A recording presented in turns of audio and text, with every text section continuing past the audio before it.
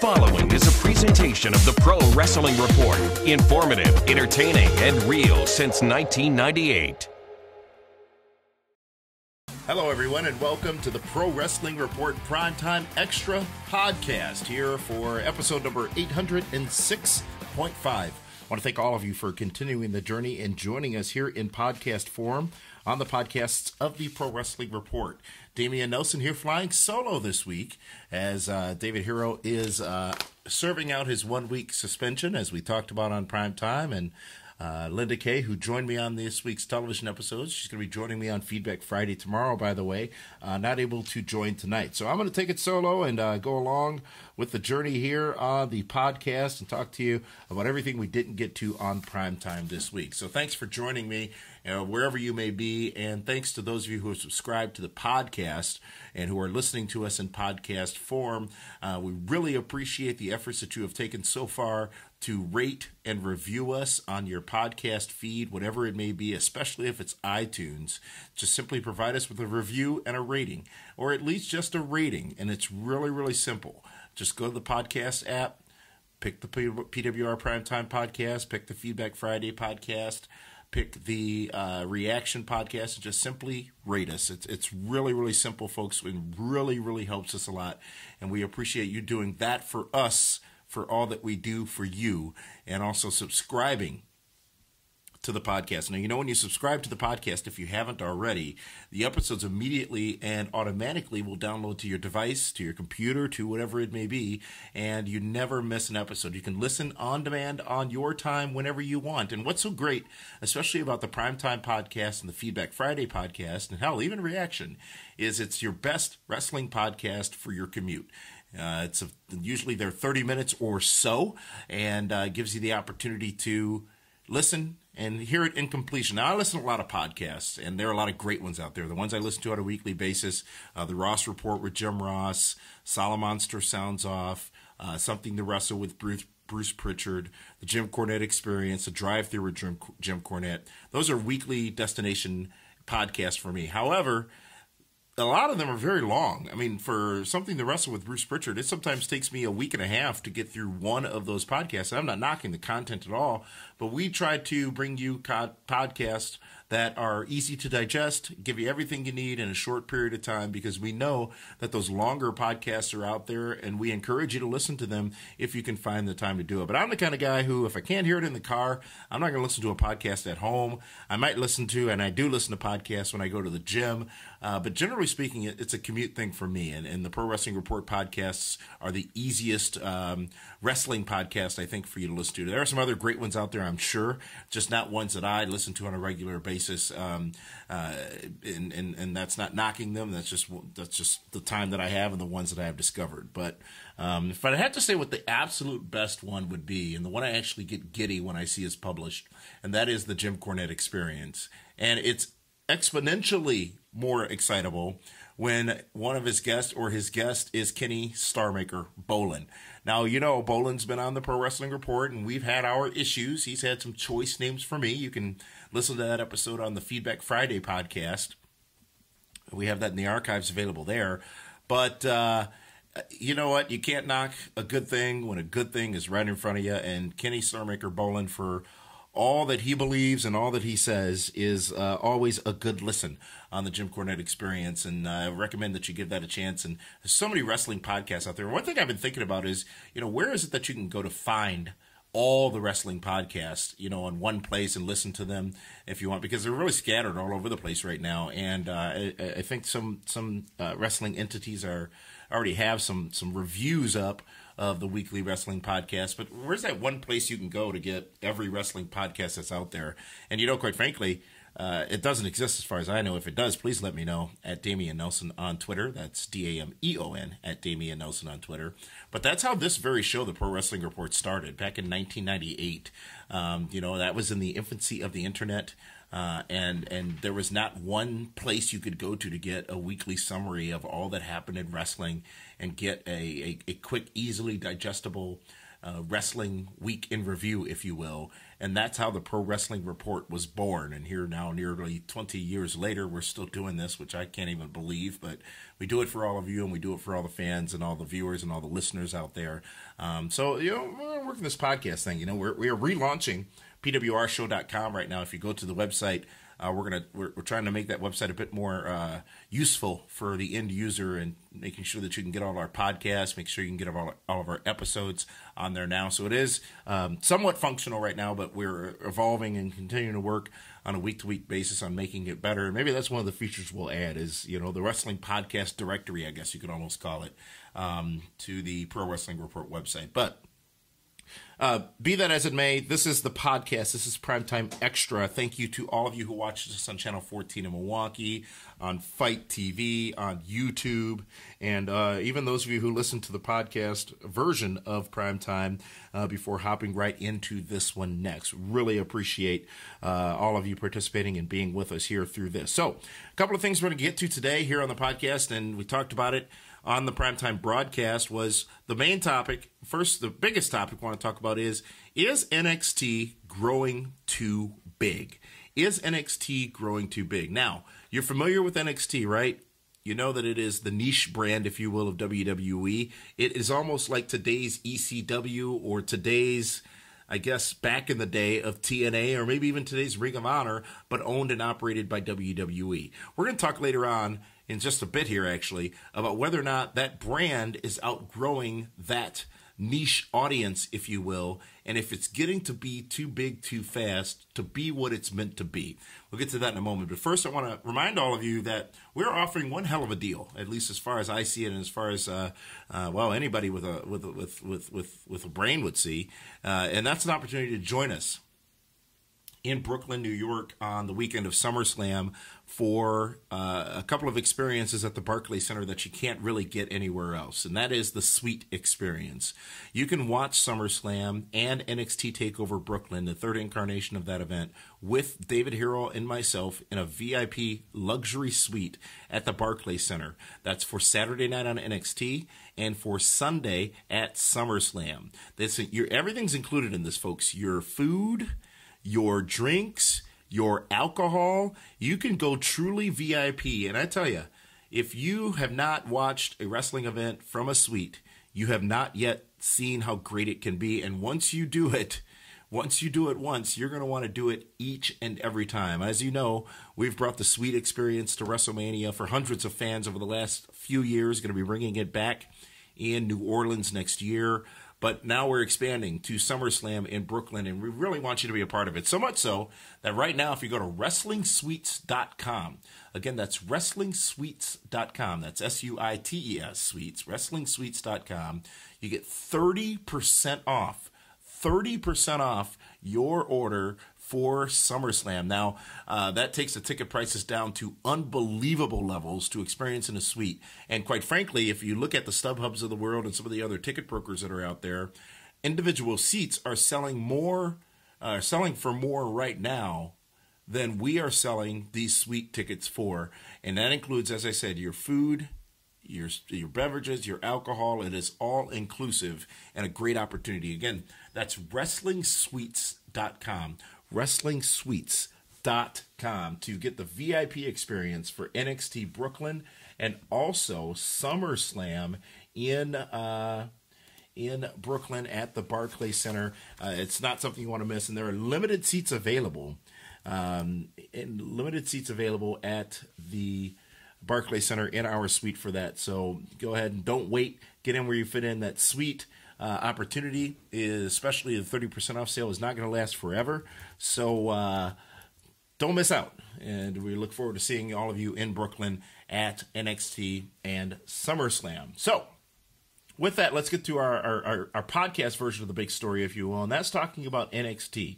NXT, which began in 2012, I guess you can call it, 2012, and it was it came from the ashes of WWE's old Florida Championship Wrestling, which was his developmental promotion in Tampa. And they started running at Full Sail University down in Orlando, Florida. And that was, of course, when they also changed the name to NXT. Now, they had been using the NXT program for a television featuring their rookies, if you will, from Florida Championship Wrestling, and that was a reality kind of show. And we all remember how great that went with the competitions and all that stuff. But that's where we got the Daniel Bryans of the world from, by the way. Their first takeover event, or it was actually called Arrival, but their first 2-hour special was held in February of 2014. So just over 3 years ago. It was also the first live in-ring program that was ever aired on the WWE Network. Now those programs, those 2-hour specials, has become a bit of a regular thing on the network, and they've become perhaps too regular. So let's look at it now. You've got NXT TakeOver, which we just talked about, that's coming to SummerSlam. Last year they did one during Survivor Series. They also did one during Royal Rumble weekend this past year. I think they might have done a one-off last year as well. But now we have NXT coming to Chicago for TakeOver during Backlash weekend. And let me be real, I don't knock it, but there's absolutely nothing special about a TakeOver event occurring during Backlash, which is obviously one of the non-major pay-per-views. But it is in a major market. So, if they're selling tickets and they're making money and this is now their third brand, I guess I can see where they're coming from. But the coolness about NXT over the last few years has been that it is sort of it's been sort of an underground kind of thing, and it's been something that not everybody has exposure to, and it's been something that not everybody could watch on a weekly basis unless you had the WWE Network, of which we found out just today actually now boasts about 1.6, 1.9 million subscribers, which is great. But if you look at the fact that 3 or 4 million people and then 2 or 3 million people watch Smackdown every week, you're already dealing with a decreased audience for NXT on the WWE Network on a weekly basis. However, again, they're making money, they're selling tickets. I can't really knock them, but I think there's risk. They've sold out all these takeover events. It's become a thing. They've had, let me count here. They've had several of them. 1, 2, 3, 4, 5, 6, 7. They've had 15 of them so far, culminating with the event in Orlando during WrestleMania weekend. Now we've got Chicago, we've got Brooklyn, and then during the Survivor Series, we've got Houston as well. NXT's never been to Chicago for one of these takeover events. Many of them have been in conjunction with WWE pay-per-view weekends ever since 2016 anyways.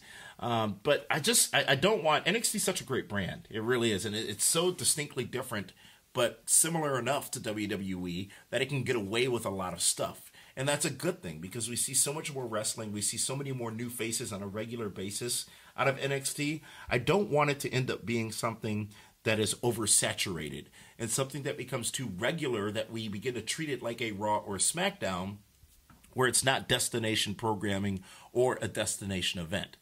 They also have to be mindful of their roster, and are they spreading that roster too thin? And when that roster is picked apart and people are called up, which generally happens around WrestleMania season every year, how do they rebuild, and can they rebuild fast enough to support these takeover events?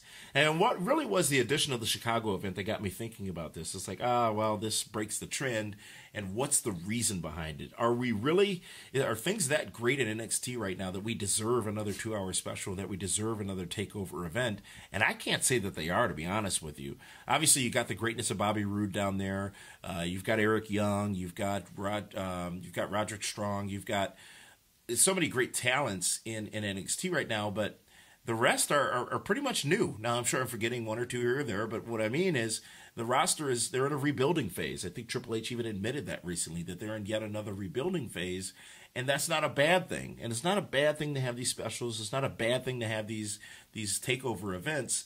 But at what point are you oversaturated? At what point is it too much is the question that I think WWE has to be mindful of, and that they have to ask themselves.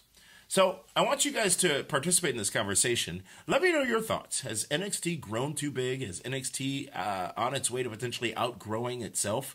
Hit me up on Twitter, at Damian Nelson. That's at DAMEON NELSON, on Twitter. As you know, I live tweet with you on Mondays and Tuesdays during Raw and Smackdown. Didn't get a chance to do it this past week as I was traveling, not able to watch the shows live, but really love those interactions on Monday and Tuesday night, and really would love to hear your thoughts on NXT and whether or not it is getting too big for its own britches. And one thing to think about, they don't have the same risk because they've got a corporate backer in WWE, but that was really the downfall of ECW. As great as ECW was in the end, they grew too big, too fast, and the revenues weren't coming in to match the output of what they were producing, and ultimately it led to their demise. Now again, the risk is not there for NXT, but the product saturation risk is definitely there. You've got 3 hours of Raw on Monday nights, 2 hours of SmackDown on Tuesdays, an hour of NXT on Wednesdays. Tack in a pay-per-view weekend there, another 3 hours. That's 9 hours of wrestling over 4 days. For me, I'm a wrestling fan. I've loved wrestling all my life, but there is no way, and I mean no way, I'm going to sit through all those shows. I just can't do it. It becomes overkill, and when it becomes a chore versus something you actually want to see or do, that's when I think there is a challenge and something WWE needs to be mindful of. So share your thoughts, folks. Let me know what you think at Damian Nelson on Twitter. I'll definitely try to respond to all of you who share your thoughts on this topic, and really want to hear from you again. That's at Damian Nelson on Twitter to talk about NXT. So now with that, folks, let's get back to talking about the things we didn't get to on PWR Primetime this week. And the big story, of course, was WWE's Payback, which was this past Sunday from San Jose on pay-per-view. I thought it was a good show, to be honest with you. It was a better show than I thought it would be coming out of it than I did going into it. There were a couple of surprises on the way. As you know, we did Be the Booker last week on Primetime. A couple of surprises on the way, but overall, a very good effort in what was a uniquely placed and potentially confusing show from WWE, coming just weeks after the Superstar shakeup. Had a couple of SmackDown matches on there just because of that shakeup as well, which I think, again, led to a bit of confusion. But let's talk about the matches that we didn't get to on Primetime, and the first of which was the kickoff match. Enzo Amore and Big Cass, they got a win over Luke Gallows and Carl Anderson. The tag team situation on Raw, I think, is fizzling a little bit. Gallows and Anderson haven't really kicked into high gear, the gear especially a lot of people have expected them to. And as I said, Enzo and Cass, rather, they're getting a little bit annoying to me, a little bit obnoxious to me. The same old shtick every week. Maybe they change up a few of the words or whatnot, but it's getting a bit played, and I'm not sure they can deliver as well in the ring as a lot of the teams on the other side of the ring in the tag team division in WWE. Now, I wish them the best and hope that they get to a place where at least I can be more tolerant of them. But at this point, without any real results, their shtick is just about a year and a half after they came up to the main roster. It's getting a bit played. Now, the audience still loves it. They sing along. They talk along. But it's just, like I said, it's not brutal, but it's well, at times, yeah, it is actually brutal. But they got the win. They got the win this past Sunday at TakeOver on the kickoff show. Next was what we talked about when we talked about this one on Primetime. So I'll just remind you of what happened in the matchup. Chris Jericho became the new United States champion, defeating Kevin Owens. And with that, Chris Jericho would move to SmackDown, then lose the championship to Kevin Owens on Tuesday night before suffering a tremendous beatdown from Owens. It's going to be a while before we see Jericho back on WWE television. Austin Aries defeated Cruiserweight champion Neville, but he did so by disqualification, thus meaning he did not win the Cruiserweight Championship.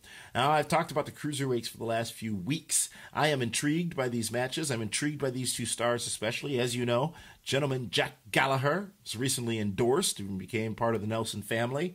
But I like that this is going to continue. Now, I think the next pay-per-view from Raw is Extreme Rules.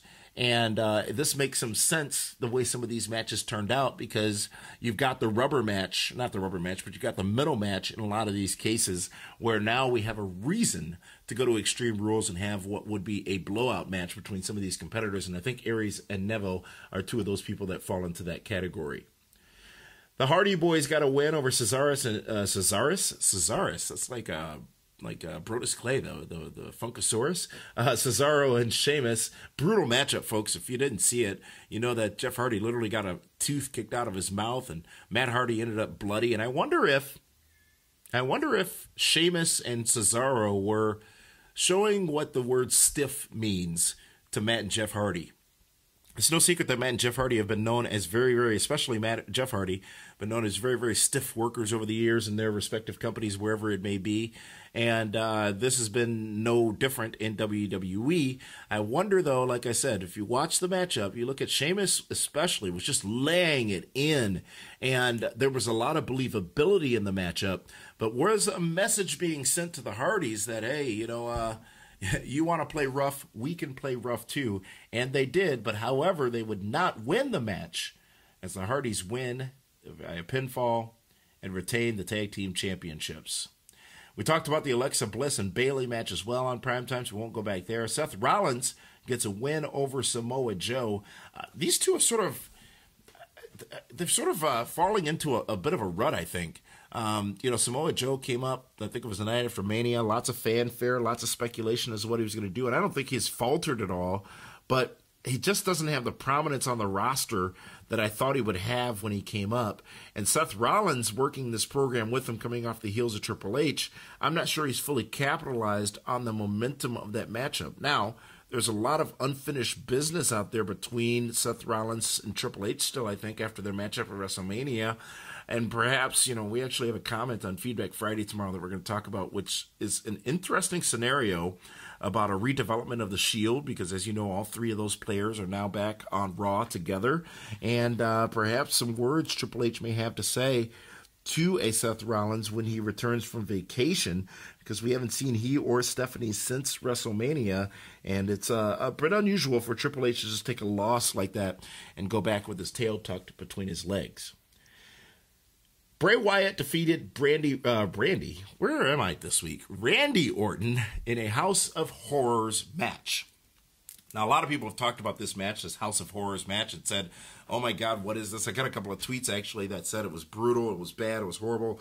I'm not going to go that far and say that it was. I'm going to say it was unique, it was different, and it was almost like, the Hardy matches on Impact and the confrontation between the New Day and the Wyatts of a couple of months or years ago. It's different. And whenever you take things outside the wrestling ring, you run a risk, I guess. I think they ran a risk here, but I think, look at how weird this whole thing has been between the two. Look at their WrestleMania matchup, with the gimmicks in the ring and all that other stuff. It fits in the story. Maybe you don't like it or not, but it fits in the story overall. And I like that they ultimately brought the action back into the middle of the ring.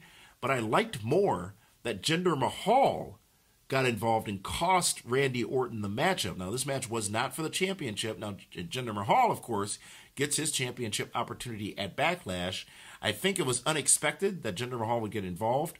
And I think the team he's got with him, the Sikh brothers, I think they're called, or Singh brothers, are helping in a great way. And I think we're going to get three at least high-level mid-card stars out of this in Jinder Mahal and that team, and that's not a bad thing. A lot of people have talked about, and we've talked about Jinder Mahal to almost nauseam on the program.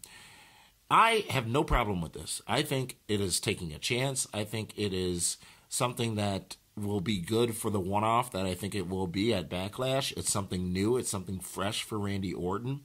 I can forget the fact that Jinder Mahal was, as some fans have called him, a jobber on Raw, because he was. That's what he was presented as. But I think he's turned the corner since winning that number one contenders match, and I think that he is now a viable contender and contestant for the championship that he's going after. And we'll see what happens at Backlash. I'd be shocked to death if Jinder Mahal won the matchup, but I'm still intrigued to see the matchup without caring who wins or loses, because, come on, let's face it, Randy Orton is champion, Jinder Mahal is champion. I think either way, we're still in the same place on Smackdown, and we'll see what happens come Backlash in Chicago. Final match of the night was Braun Strowman getting the win over Roman Reigns.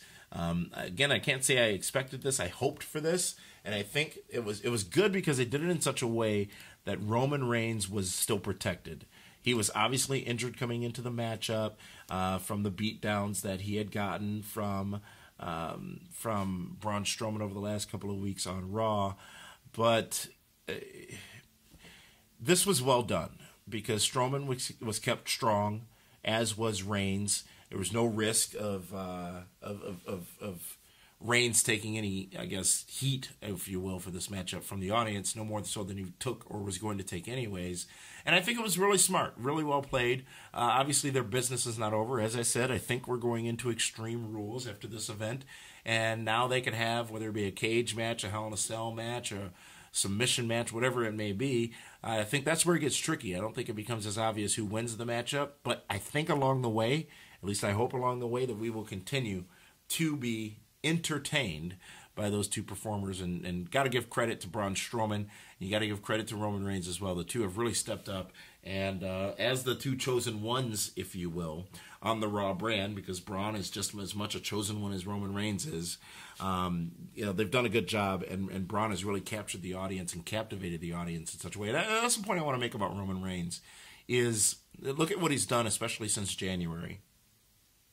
He came out as number 30 in the Royal Rumble, which basically was a swerve to all of us fans, because whether we want to admit it or not, 90% of us thought Roman Reigns at number 30, oh my God, they're going to send him out to win this Royal Rumble that had Brock Lesnar in it, Goldberg in it, The Undertaker in it. And that would, of course, lead to the matchup between he and Undertaker at WrestleMania. But that was a sacrifice on his part. He knew what role he was playing. His role was to swerve the audience and make them think he was going to win, so we'd all be surprised by the Randy Orton win. And then to go into WrestleMania on top at the end, in the main event, the headlining main event, and be only the second man in history to defeat The Undertaker at WrestleMania, that's a great spot for Roman to be in. And let's not diminish the fact that it was The Undertaker who played a key role in selecting who that man was who was going to end his career at WrestleMania. If we don't have that respect for Roman Reigns, The Undertaker sure does have that respect for Roman Reigns, and for that, Roman Reigns gets more of my respect. Then you take it to now this program with Braun Strowman, where he knows that feeding him to Strowman will make Strowman look that much bigger and better because of the way a lot of members of the audience have disdain for Roman Reigns. He is helping the overall product by sacrificing himself again. And I think that's what bothers me about a lot of the Reigns haters. And this was the same with a lot of the Cena haters, and was the same with a lot of the Triple H haters. It's only acknowledging the things that fit their narrative, the things that they already believe. You know, how Triple H and John Cena never lost, never put anybody over. Well, if you really look at their careers, they put a lot of people over, and they lost a lot of matches on a lot of big stages. Roman Reigns playing that same role right now. So I think he deserves a bit more respect than a lot of the fans are giving him. Am I saying you need to be a mark or be a super fan of Roman Reigns? Absolutely not. But I'm just simply saying I wonder if he does deserve more respect than a lot of the mass wrestling audience gives him. So with that, let's move on to Raw's results, and we'll go through these quickly from this past Monday night. We'll talk about the matches we didn't talk about on primetime television. Firstly, it was Luke Gallows getting a win over Enzo of Enzo and Cass, and again, that story continues from their Payback matchup. Gentleman Jack Gallagher, Rich Swann, and Akira Tozawa defeated the Brian Kendrick, Noam Dar, and Tony Nese. Again, good cruiserweight action there. You know, I'm a big fan of Jack Gallagher. I think Rich Swann's pretty awesome, actually, as well. And a good effort there, and really one of two cruiserweight matches that we would see on Raw on Monday night. The Hardy Boys, as we said, on primetime, confronted Cesaro and Sheamus. Didn't lead to a matchup or any real action there, but I think down the road, again, if Extreme Rules is next, Team Extreme is going to be a great team to put into a matchup against Cesaro and Sheamus, and I'd be surprised if they came out of that event still the tag team champions. And in fact, perhaps this is the event that will break Matt Hardy at Extreme Rules. Austin Aries gets a win over TJP, TJ Perkins. I think Perkins is on his way to some stardom as well, too. I think he's got an easily relatable character with the video game gimmick, and I think working with Aries is going to be a good thing. And as I said, I still think we got some unfinished business between Aries and Neville, but I enjoyed their match on Monday night, and I enjoyed seeing the activity and the action between Austin Aries and TJP. And as we talked about on Raw, on Primetime, The Miz became number one contender for the Intercontinental Championship, defeating Finn Balor and Seth Rollins. Now, of course, it took the interference of Bray Wyatt to make that happen, but The Miz, continuing his huge rise in WWE, had defeated the other two in the record books and is now the number one contender for the Intercontinental Championship. And we talked about on Primetime, the television broadcast, if you didn't watch yet, the importance now of both the Intercontinental and the United States Championships, especially on Raw with the absence of a regular performing WWE Universal Champion in Brock Lesnar. I would expect that we'd see Brock again until SummerSlam, but also I wouldn't be surprised if we saw him before that. But I think SummerSlam makes the most sense in a big-time matchup with whomever. Maybe that person is Braun Strowman, but at the same time, I'm not sure we're ready to see Brock Lesnar or could believe that Brock Lesnar could lose to Strowman or to believe that Strowman can beat Lesnar at this point. Maybe in a couple of months we will be at a different point, but I don't think at this point we can believe that to be the case. That was WWE Raw this past Monday night, as we talked about on Primetime. As Linda said, it was a good show. It was a deliberate show. Nothing special, nothing spectacular happened, but it was still a good show and one good to watch on the USA Network this past Monday. You know, earlier we asked you and reminded you to review, rate, and subscribe here to the podcast, but we didn't mention to you that we are going to give you a little bit of help for helping us by doing that.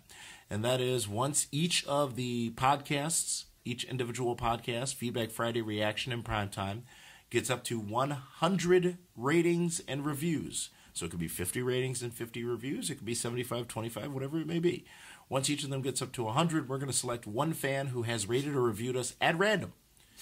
And they will be entitled to and will receive 2 complimentary tickets to the next WWE event coming to their town. It could be a house show, could be a Raw, could be a Smackdown, could be a pay-per-view event. No matter what, the next event that's coming to your town or your area, you will receive 2 complimentary tickets to that show. All you have to do is review and rate the podcast. You can actually do that right now while you're listening to us. Just go to your podcast app and the podcast you're listening to. You can click on the appropriate button on your screen to rate and or review the show. And we definitely appreciate and really, really appreciate you guys taking that effort to help us out in that regard. All right, time to move over to the Blue Show, the Smackdown Show, the Tuesday Night Delight here on PWR Primetime Extra. And we talked about a couple of matches on Primetime. You want to hear our thoughts on those? Go back, listen to the Primetime podcast. But a couple of matches we didn't get to. Ty Dillinger, the Perfect 10, gets a win over Aiden English. Aiden English, formerly one half of the Vaudevillains. Good to see him at least getting some airtime on SmackDown. But Ty Dillinger, who seems to be on a pretty rapid rise on SmackDown, gets the win in that matchup. Carmella and Natalya defeated Naomi and Charlotte Flair. Now, we would see Becky Lynch come out after Carmella, Natalya, and Tamina tried to put a beat down on Naomi and Charlotte. And one assumed, as she came down, that she was going to join the Welcoming Committee, as they're now called. But that would not be the case. She actually aligned herself with Naomi and Charlotte first. So we got three women factions, I guess you can call them. And here's what's great. Naomi and Lynch are going to get to Charlotte Flair's level by being associated with Charlotte Flair. And it's only going to make everybody surrounding her much, much better. So ultimately we're going to see, I think we're already seeing, a more exciting SmackDown division. And we'll continue to see an exciting growth in that division, rather, now with the ladies involved there.